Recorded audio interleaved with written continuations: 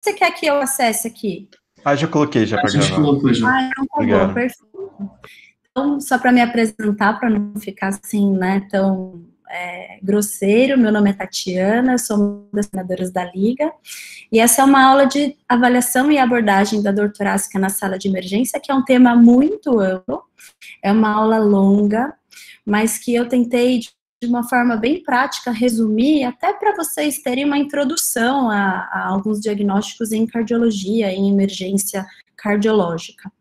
É claro que vocês sabem que existe uma quantidade enorme de situações que causam dor torácica, e aqui a gente vai discutir, não só hoje, mas nos próximos dias, alguns dos diagnósticos mais importantes em cardiologia, tanto as síndromes coronárias agudas, que são as principais, um dos principais motivos de procura ao pronto atendimento por dor torácica, como as principais outras 4, que realmente demandam um diagnóstico um pouco mais rápido, e cujo tratamento certeiro e um tratamento imediato muda o prognóstico da doença ao longo da internação, que é a miopericardite, o tromboembolismo pulmonar, a dissecção de aorta, e não só a dissecção como as síndromes aórticas agudas, e a estenose valvar aórtica, que na verdade não tem tanta urgência, mas o tratamento acaba mudando, sim, a evolução da doença, tá?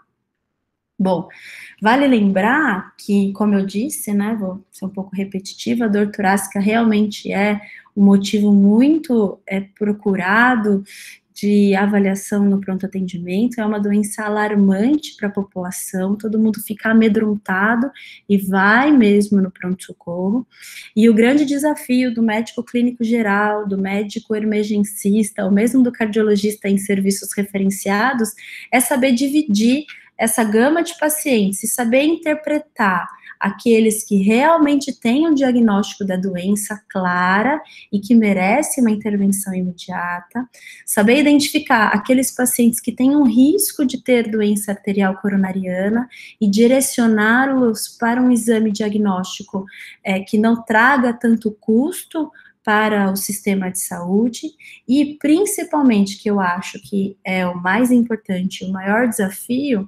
liberar os pacientes com segurança, os pacientes com baixo risco, os pacientes sem diagnóstico de doença cardiológica ou de doença pulmonar, para casa, e eventualmente para uma avaliação ambulatorial precoce ou não, mas reduzir esse número aqui, que são de pacientes liberados de uma forma errada, e que na verdade deveriam ser mantidos internados por possuírem o diagnóstico de síndrome coronariana aguda, porque a gente sabe que esse grupo aqui, eles têm um risco 2 vezes maior de morte do que o pessoal que é tratado adequadamente, tá certo?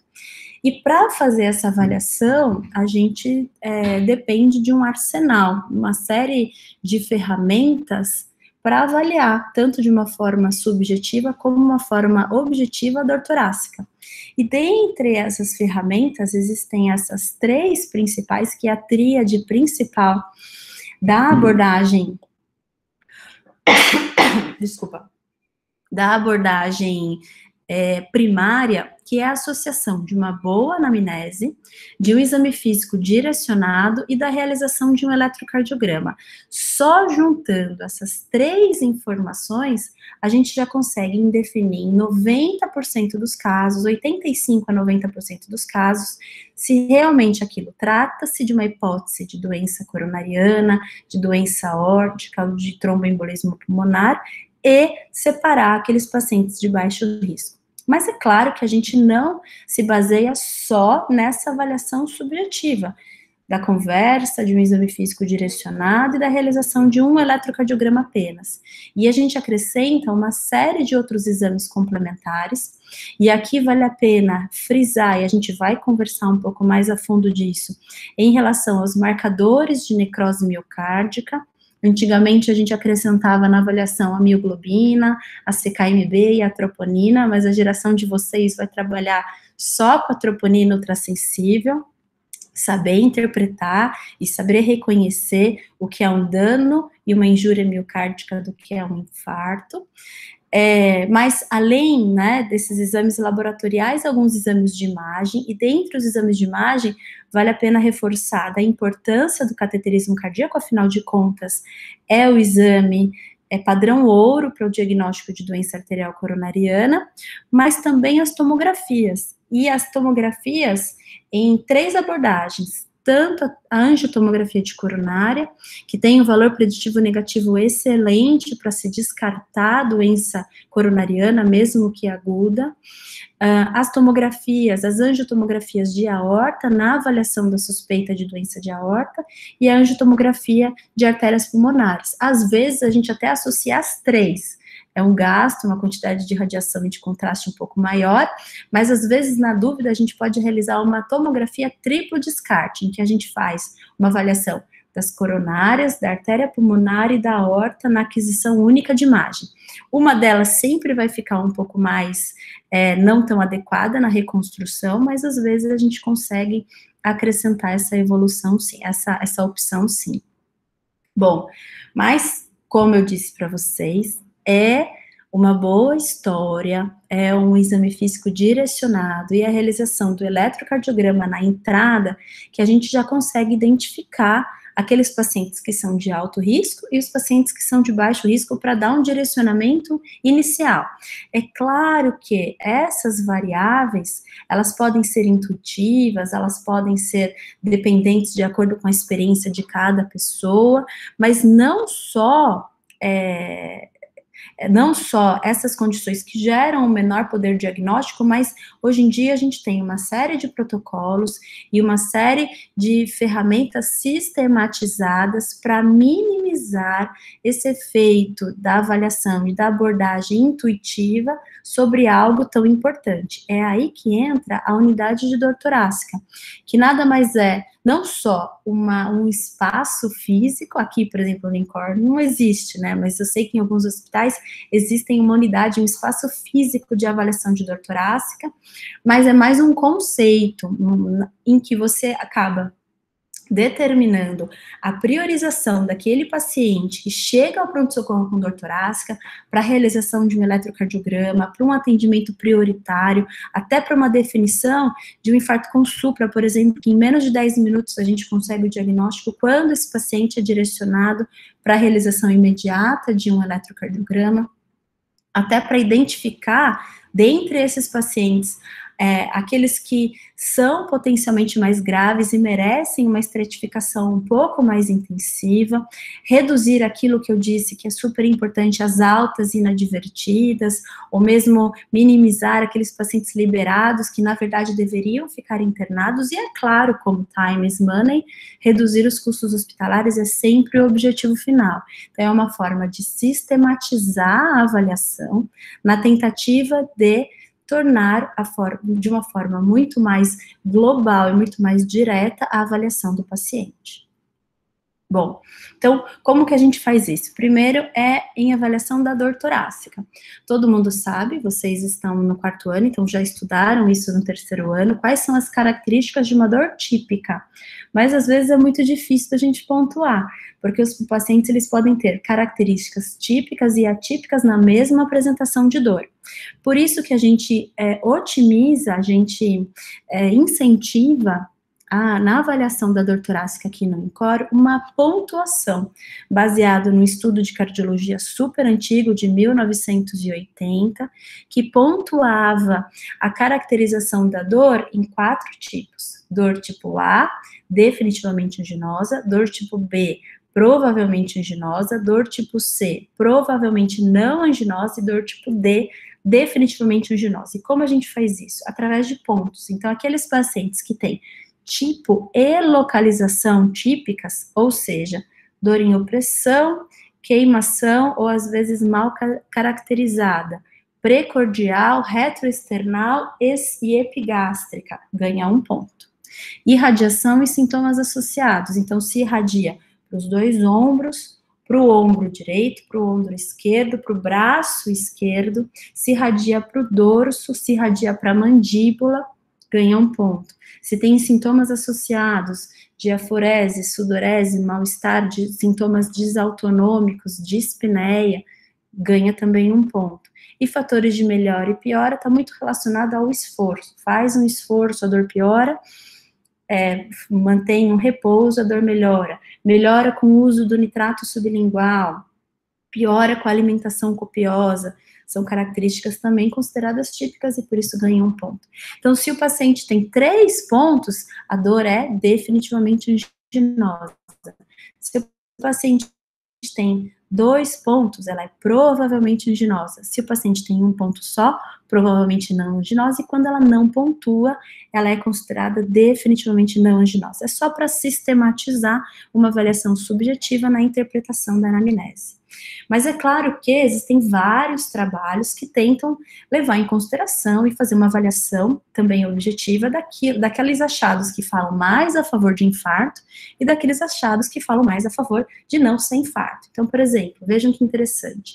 Irradiação para o braço direito e para o ombro tem um grande valor preditivo positivo. Irradiação para os 2 braços, associação com esforço, irradiação para o braço esquerdo, associação com diaforese, associada a náuseas e vômitos, e quando a gente consegue caracterizar a dor como a dor da angina mais pior, aquela angina que a pessoa já tem, num esforço específico mais pior, em repouso, e quando a dor é muito semelhante ao infarto prévio, que é algo que a gente pergunta com frequência aqui, a gente ouve, porque os pacientes do INCOR são todos encacados e geralmente têm um infarto prévio no passado. E quais são aquelas características que... Ai, desculpa, gente, peraí. Fiz errado, pronto.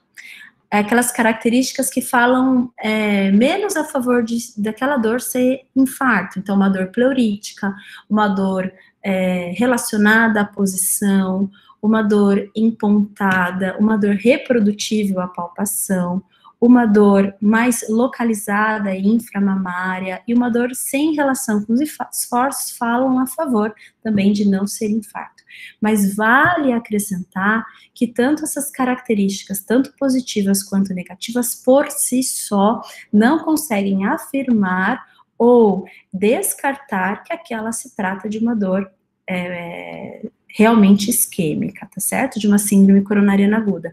Como, por exemplo, os pacientes com dor reprodutível à palpação, a gente sabe que é um achado bem pouco comum, mas até 7% dos infartos com supra tem uma dor referida e uma dor que piora a palpação.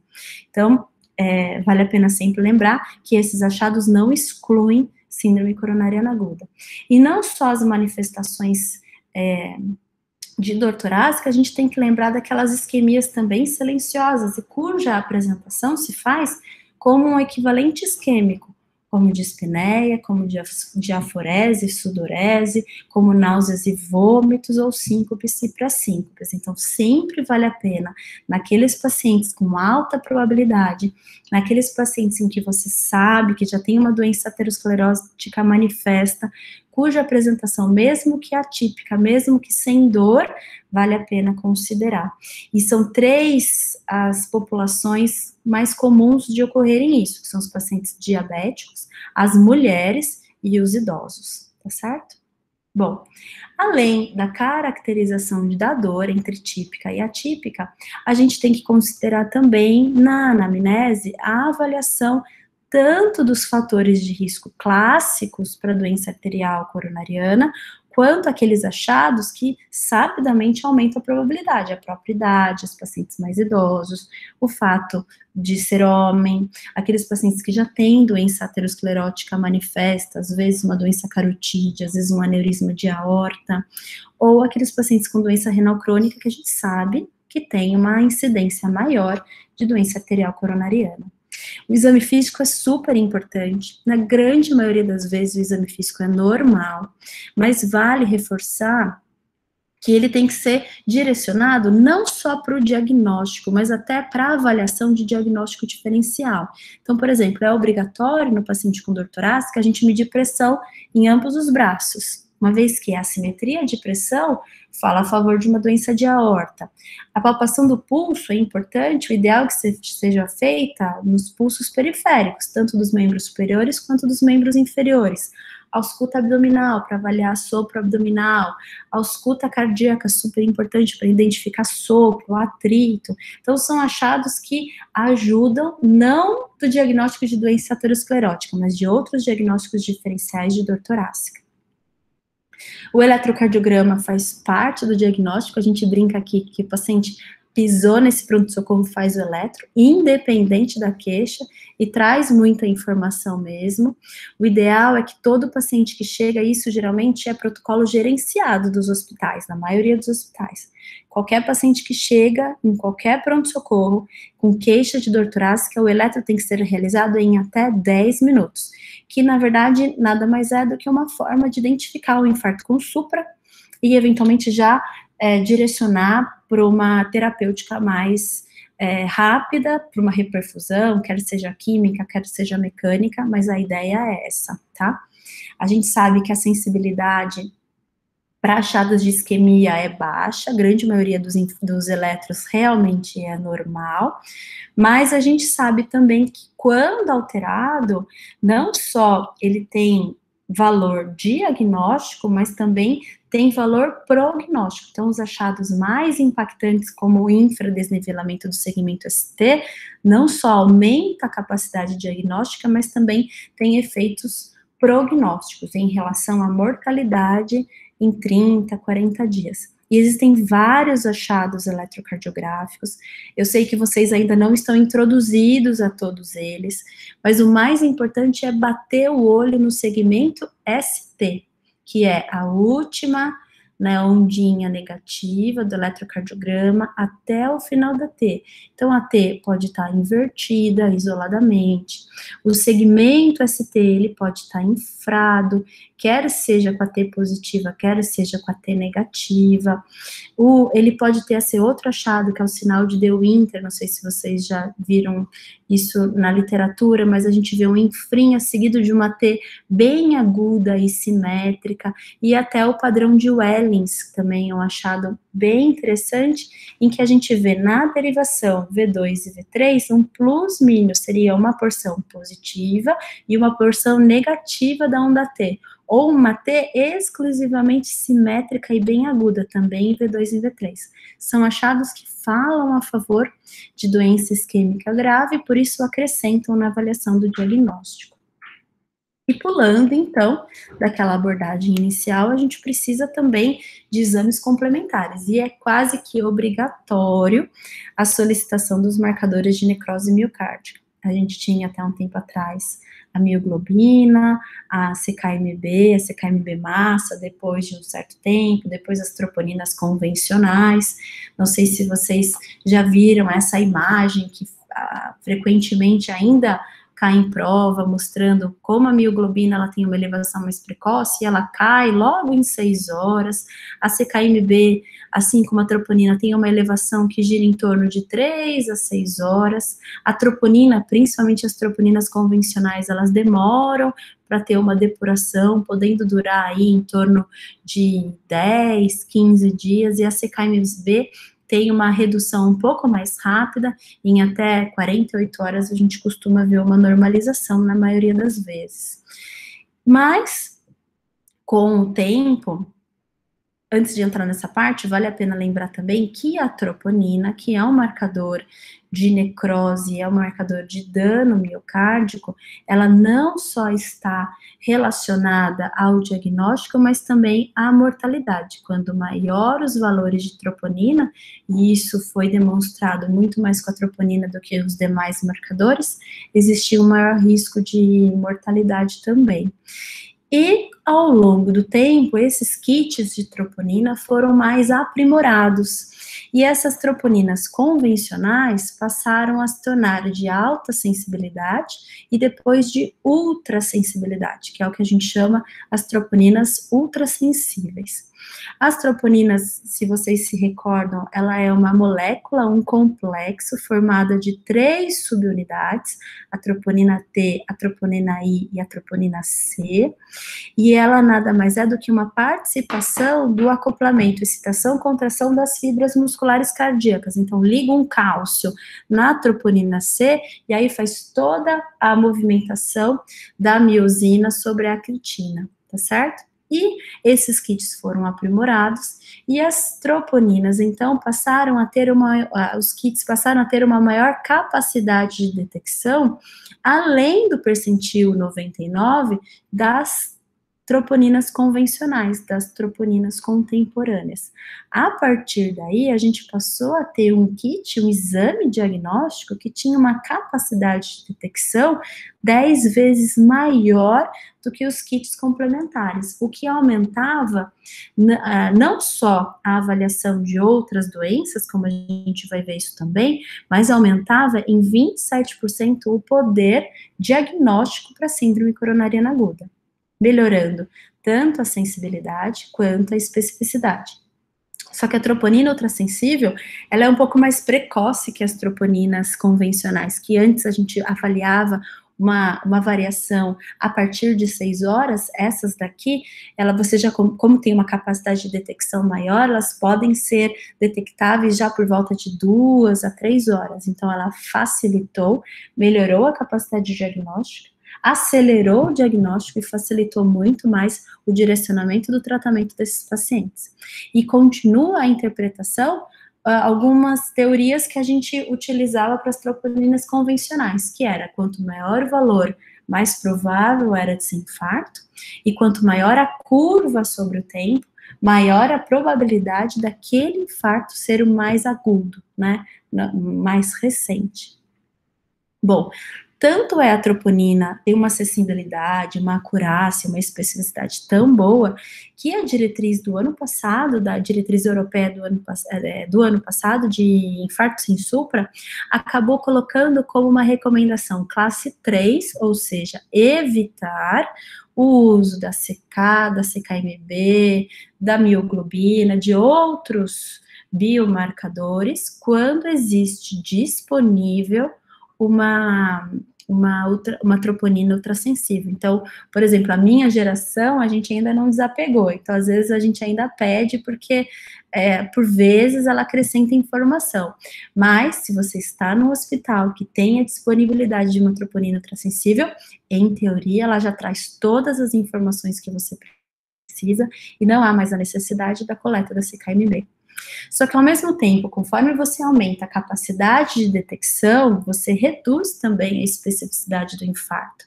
Afinal de contas, você começa a identificar uma série de variações de troponina que não necessariamente estão relacionadas à isquemia miocárdica, que é aí que surge o conceito de dano e injúria miocárdica, que está relacionada à elevação de troponina e, por vezes, não é relacionada a um evento isquêmico.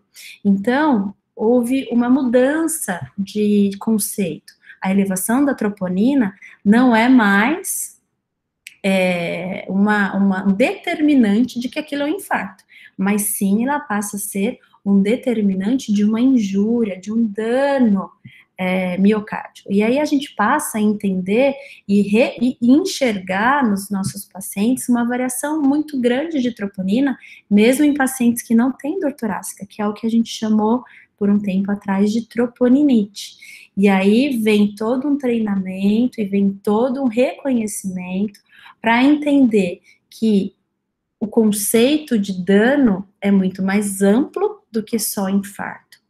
E aí passa, então, ao seguinte conceito, de que a injúria miocárdica ou dano miocárdico está relacionado à elevação da troponina acima do percentil 99.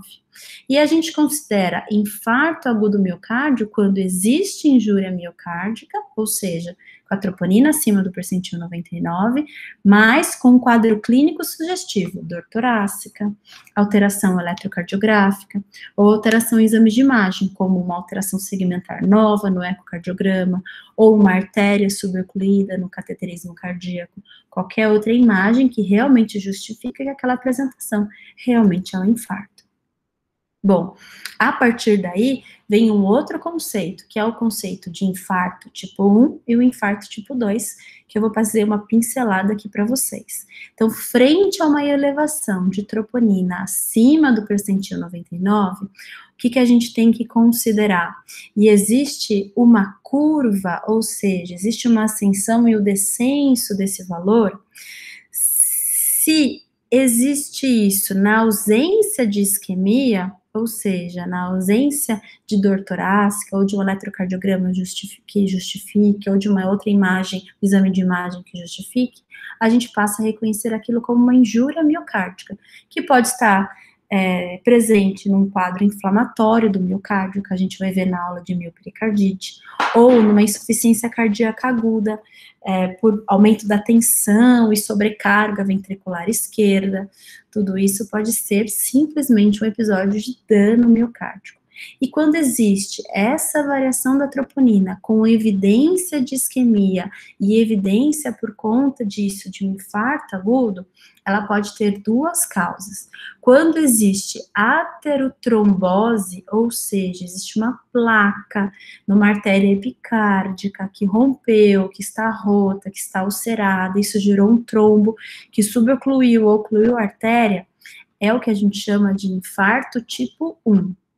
Mas, quando existe um sinal de infarto, mas não é definido por uma aterotrombose, mas sim por um desbalanço da oferta e da demanda, por exemplo, num paciente com estenose aórtica, por exemplo, num paciente com uma crise hipertensiva, ou eventualmente um ataque, arritmia, sepse, anemia, a gente considera isso como infarto tipo 2. É um conceito super importante na avaliação de dor torácica. Separar aqueles pacientes que têm um infarto tipo 1, por uma instabilidade de placa aterosclerótica e um efeito aterotrombótico, daqueles pacientes que têm um infarto, uma isquemia, uma elevação de troponina, apenas por um desbalanço de oferta e de demanda. Bom, então a partir daí, a gente começa a enxergar, através da troponina ultrassensível, uma coisa enorme, além do básico, além da miocardite, além do tromboembolismo pulmonar, além do infarto, mas a gente começa a entender as variações de troponina em outras situações, como, por exemplo, durante a quimioterapia, durante uma corrida, uma maratona, naqueles pacientes que têm doença crônica coronariana estável, às vezes tem variação de troponina, existem vários trabalhos em relação a isso. Aqueles pacientes têm insuficiência cardíaca, então existe uma série de utilidades da troponina como marcador prognóstico e diagnóstico também para outras coisas que não só para infarto, tá? Então, juntando todos esses conceitos, como a gente vai abordar? Existem dois algoritmos básicos, esse algoritmo, talvez o algoritmo americano, que a gente acaba utilizando com muita frequência aqui no pronto-socorro, em que você tem um paciente com uma doença torácica aguda, uma dor torácica aguda, e aí você faz primeiro uma medida da troponina. Quando a troponina é menor que o valor de referência, a gente repete uma coleta em 3 horas. A partir daí, se essa elevação do valor inicial, 0, por um valor de 3 horas, se houver uma elevação acima de 50% do limite inferior da normalidade, a gente considera infarto, necrose e infarto agudo do miocárdio, tá certo? Quando tem manifestação de dor, com ou sem um eletrodiagnóstico. Para aqueles pacientes cuja primeira medida você já tem um valor acima do percentil 99, acima do limite superior da normalidade, em 3 horas, para a gente considerar infarto, a variação é em torno de 20%, tá certo? Então, se a avaliação inicial é menor, é normal, a segunda tem que ter em torno de 50% a 60%, e se a avaliação já é alterada, a segunda tem que ter em torno de 20%. Bom, só que existem alguns kits, não são todos de troponina ultrassensível, alguns kits que foram validados para tornar o protocolo um pouco mais precoce, um pouco mais acelerado, que é o protocolo de 0 e 1 hora. Então, o paciente coleta o exame assim que chega, assim que é solicitado, e você tem um resultado, e você coleta um novo exame em 1 hora. Realmente, quando a gente pensa assim, né, em 0 e 1 hora, logo em 1 hora, você já tem que recoletar um novo, às vezes nem deu tempo do primeiro sair. Não faz sentido? Aqui, principalmente, né? Talvez nos hospitais um pouco mais, né, convênio, particular, isso é um pouco mais rápido, mas no SUS a gente sabe que as coisas são mais demoradas. Então, esse protocolo até foi estendido para 2 horas, a gente vai chegar lá. Então, tanto 0 1 hora quanto 0 2 horas, é esse algoritmo aqui. Então, o que a gente faz? Para aqueles pacientes com suspeita, dor torácica suspeita de síndrome coronariana aguda, se na coleta da troponina ultrassensível a dosagem for muito baixa ou baixa e não tiver uma avaliação, uma variação fidedigna, a gente praticamente descarta que aquele doente tem uma síndrome coronariana aguda e libera ele para casa. A não ser que você esteja super convencido pela dor, eventualmente você pode até acrescentar uma investigação, um exame complementar, às vezes até o cateterismo. Mas se a dor não é típica, se o eletro não é diagnóstico, se a dosagem da troponina é baixa, muito baixa, e não tiver variação, a gente pode descartar para casa. Do mesmo jeito que, quando você coleta a troponina e ela for uma dosagem alta, ou uma variação depois de 1 a 2 horas também considerável alta, esse paciente deve ser internado para estratificação invasiva. E o meio termo, aí você acrescenta uma avaliação de novo em 3 horas, acrescenta outros exames de imagem, que é aquele protocolo que eu apresentei aqui. Tá certo? Mas esse lado e esse lado auxilia muito na avaliação diagnóstica. Tanto é que isso mudou na última diretriz de 2020, passou-se a reconhecer o algoritmo de 0 a 1 hora como um dos algoritmos preferenciais para a avaliação do paciente com dor torácica na sala de emergência, podendo ainda ser considerado essa abordagem um pouco mais prolongada, de 0 a 2 horas, por uma questão de logística só, tá? E agora, como que a gente reconhece esses valores? Esses valores são algemados para cada kit de troponina. Vejam essa tabelinha. Então, para cada kit de troponina, a gente considera um valor muito baixo, um valor baixo, a variação, que não pode, que tem que ser menor do que 3, ou um valor muito alto, e a variação maior do que 1. Então, o que a gente precisa, antes de mais nada, conhecer a troponina do hospital. Você tem que saber qual é o seu kit, para saber se esse kit é validado para o algoritmo de 0, 1 e 2 horas, e até mesmo para saber o quanto de variação você vai considerar para liberar o paciente para casa ou para internar definitivamente para um tratamento direcionado, tá? Então, de uma forma geral, a avaliação da dor torácica depende daquela avaliação da abordagem inicial, que é super importante, afinal de contas, quanto uma apresentação mais típica e um eletrocardiograma mais isquêmico, maior é a chance de você estar de cara com uma síndrome coronariana aguda, e acrescentar a troponina, tanto uma medida única, quanto a medida em longo do tempo, 0,1, 0,2 ou 3 e 6 horas, tanto faz. O importante é você dispor de todas as ferramentas para se determinar o diagnóstico, tá certo?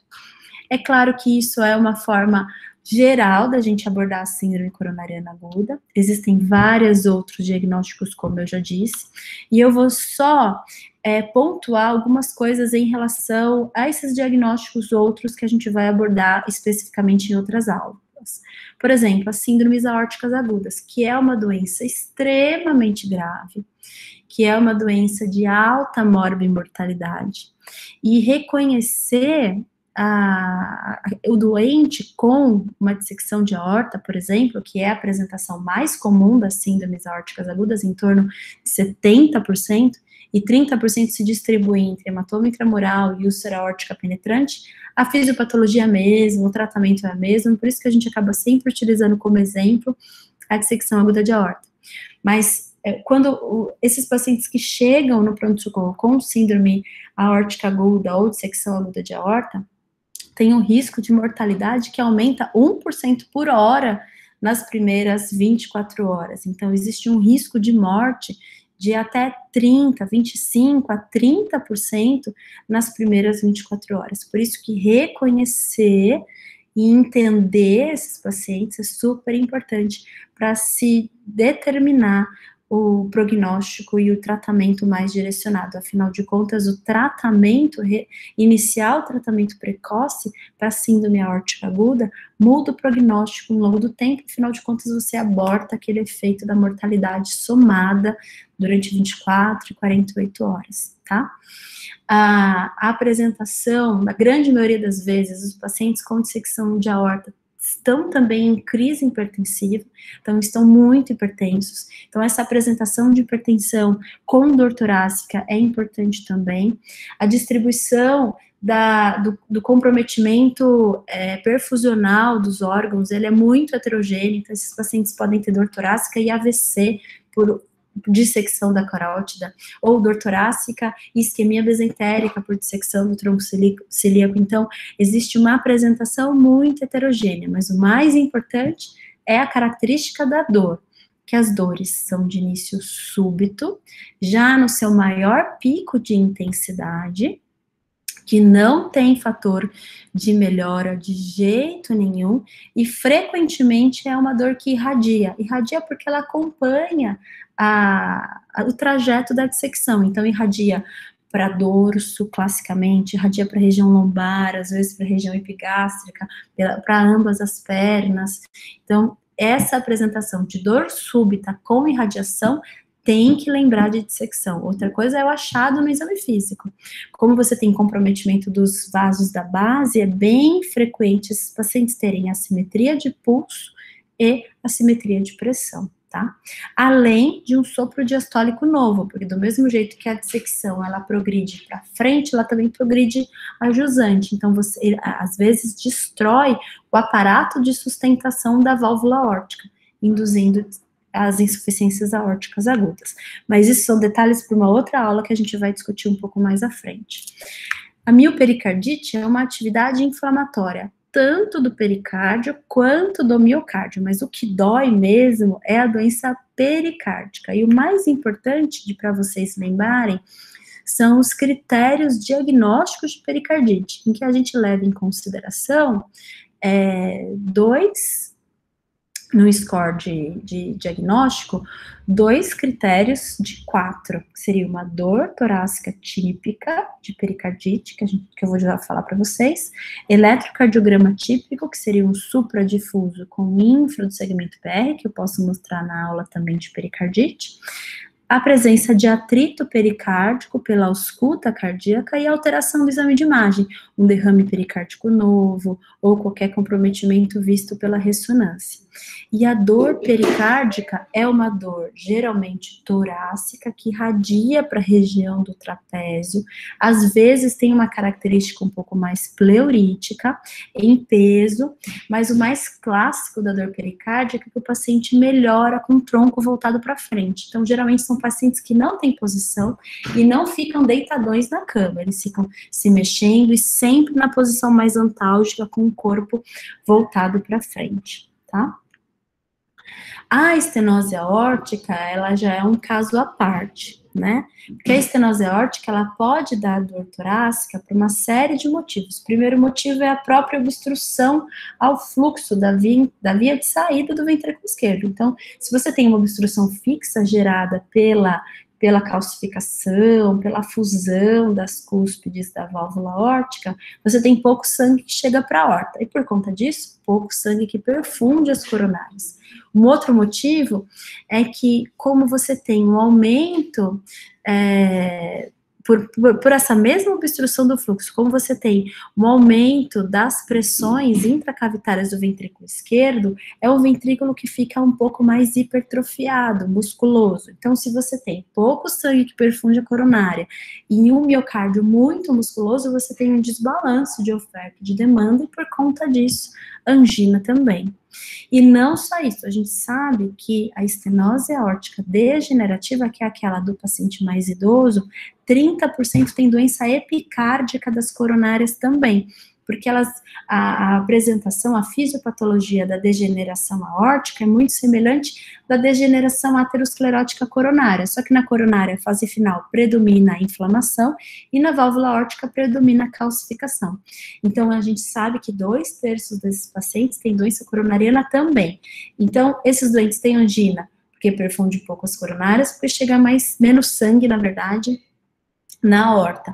Perfunde menos, porque tem doença epicárdica em 2/3 da população, e perfunde menos e consome mais, porque o músculo é muito hipertrofiado, tá certo?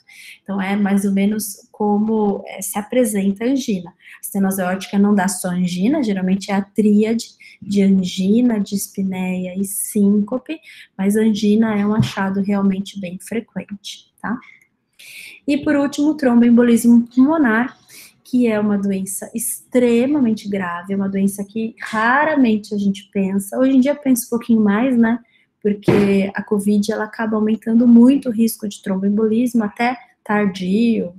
A gente vê isso realmente em alguns pacientes de maior risco, mas é uma doença que raramente a gente pensa, é uma doença de grande mortalidade e não é incomum a gente fazer o diagnóstico no pós-mortem, né, nas necrópsias. Então, por isso que vale a pena sempre lembrar, será que é TEP? Será que é TEP? E ir atrás, será que é TEP? Porque realmente é outra coisa que muda o diagnóstico e o prognóstico desses pacientes. Vale reforçar os fatores de risco envolvidos na doença, então aqueles pacientes hospitalizados por insuficiência cardíaca, FA, os infartos recentes, aqueles que já tiveram tromboembolismo venoso prévio, que estão imobilizados, quer seja por trauma, substituição de prótese de quadril, doença ortopédica, fratura, e aqueles outros como portadores de trombofilia, uso de contracepção oral, aqueles com neoplasia ativa, com quimioterapia ou sem quimioterapia, são fatores de riscos importantes para aquelas alterações na tríade de Virchow, que favorece a formação de trombos, na grande maioria das vezes em membros inferiores, que se soltam e correm para a circulação pulmonar. A apresentação, ela não tem uma apresentação tão típica. A apresentação típica é dispneia, dor pleurítica, hemoptise? Mas vejam que é bem incomum esses achados, né? O achado mais comum é dispneia, mas é um sintoma tão subjetivo, um sintoma que é tão comum, ainda mais no paciente cardiopata, então é algo que a gente sempre tem que pensar sistematicamente. Será que é TEP? Vamos descartar TEP? Tem algum outro motivo para a gente pensar em TEP? Vale a pena. E eu gostaria de frisar síncope, principalmente síncope no idoso. Existe uma publicação americana de algum tempo atrás que mostra que em pacientes com maior de 75 anos com apresentação no pronto-socorro de síncope, 30% era TEP. Então é bem importante esse achado e vale a pena ser reconhecido, tá? Então, só para finalizar a nossa conclusão, a história clínica é o arsenal diagnóstico mais importante e é a caracterização da dor, se a dor é anginosa, se típica e não típica, se a dor é compatível com dissecção de aorta, se a dor é compatível com, eventualmente, um tromboembolismo pulmonar. O exame físico direcionado, ele não deve ser incompleto, porque às vezes na rapidez do pronto-socorro a gente bate o olho na pressão, na pressão e na frequência e parte por eletro, mas não, é importante palpar os pulsos, medir a pressão em ambos os braços, examinar, auscultar coração, tentar ouvir atrito ou não, sopro ou não, é super importante. O eletrocardiograma em 10 minutos é mandatório da admissão, como eu já disse, é protocolo gerenciado de uma série de hospitais. Lembrar que a tecnologia veio para ficar, a geração, né, os mais antigos, eles achavam que a clínica é soberana, a gente já acha que não, que quanto mais, se a tecnologia está disponível, a gente tem que usufruir, tanto as tomografias, que são exames bem menos invasivos, e principalmente o ultrassom à beira-leito, que acaba sendo uma extensão do estetoscópio. Então, vale a pena a gente reconhecer que realmente veio para ficar e a gente tem que ser treinado para isso.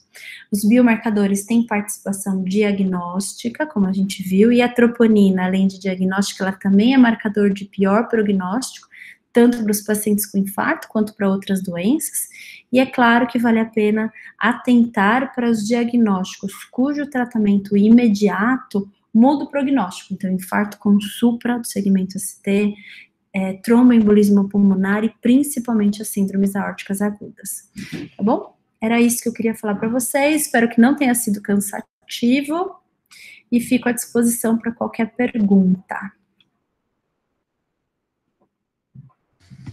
Eu tenho uma dúvida. Chegando um paciente com dor anginosa, assim, bem típica, fez o eletro, você espera a dosagem de troponina sair para começar um tratamento? Não, você pode, se a dor é muito típica, se o paciente tem uma alta probabilidade de dor torácica, mesmo o eletro sendo não diagnóstico, Paulo, você pode já começar com o tratamento, ou pelo menos o AS, eventualmente o anticoagulante, e já solicitar o cateterismo, porque você está convencido que se trata de uma síndrome coronária aguda. É claro que você vai acrescentar a dosagem da troponina até como efeito, até para você avaliar o tamanho do infarto, até para você ter uma ideia de prognóstico, ela vai ajudar, mas talvez não tanto como diagnóstico para esse momento. Você tem razão, para os pacientes com alta probabilidade, com pacientes com uma dor torácica muito típica, que te convenceu, mesmo num eletro não diagnóstico, não está errado partir para o CAT, e já para medicar com AS e com heparina. Hoje em dia, cada vez menos a gente faz o clopidogrel de imediato na sala de emergência. Qualquer inibidor P2 Y12, a gente deixa para fazer na sala de hemodinâmica, ainda mais quando você dispõe da realização do cateterismo mais precoce, em até 24 horas, ou mesmo até no mesmo dia. Então, a gente acaba evitando, até mesmo para você não prolongar a espera de um paciente que seja, por exemplo, um triarterial com necessidade de revascularização cirúrgica, porque se você dá o clopidogrel, obrigatoriamente você tem que esperar 5 dias para fazer cirurgia. Então, segurar um pouco mais e realizar só na sala de hemodinâmica não é uma má ideia, e hoje em dia a gente vem fazendo isso com bastante frequência. Aqui, que a gente tem hemodinâmica 24 horas, mas se você está no hospital que não dispõe do laboratório de hemodinâmica e o CAT vai ser programado durante a semana, aí ok, trata full AS, o inibidor P2Y12, com exceção do prasugrel, e a heparina, tá bom? Entendi, obrigado. Algo mais?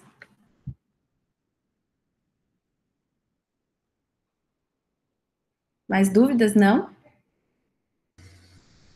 Acho que por enquanto não nada no chat. Eu tenho uma dúvida. Pode falar. Assim, o eletrocardiograma ele tem que ser feito em 10 minutos na admissão, mas assim, primeiro se tira a história e faz o exame físico, depois pede o eletro? Na verdade, Núbia, na grande maioria dos hospitais, se o paciente chega para o cara do administrativo e fala, eu tô com dor no peito, ele vai acionar a enfermeira vai levar ele para fazer um eletro, e ele vai trazer o paciente com o eletro na mão. Aqui funciona assim. Em qualquer outro hospital é assim, geralmente é uma enfermeira da triagem que faz o eletro. Nos hospitais que tem convênio e que são particulares, geralmente o paciente fica deitadinho num box, com o eletro na mão, esperando a avaliação médica. Aqui no INCOR, o pessoal do acolhimento lá da frente, do administrativo, se o paciente chega e fala, você veio por causa do quê? É dor no peito. Cata o cara, leva, faz o eletro e traz ele de volta com o eletro na mão. Então, pra gente acaba sendo muito rápido, né? Então, a gente faz a anamnese já olhando o eletro. E aí, se porventura você vê alguma alteração muito catastrófica, sei lá, um supra, ou eventualmente um infra bem importante, a gente já leva para a sala de emergência e já começa todo o processo do atendimento / tratamento. Entendi, muito obrigada. Imagina.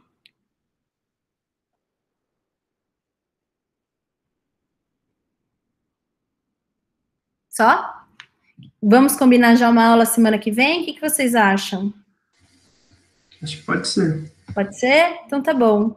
Eu vou olhar qual das duas, aí a gente pode combinar pericardite ou dissecção de aorta, tá bom? Aí a gente faz semana que vem. Combinado?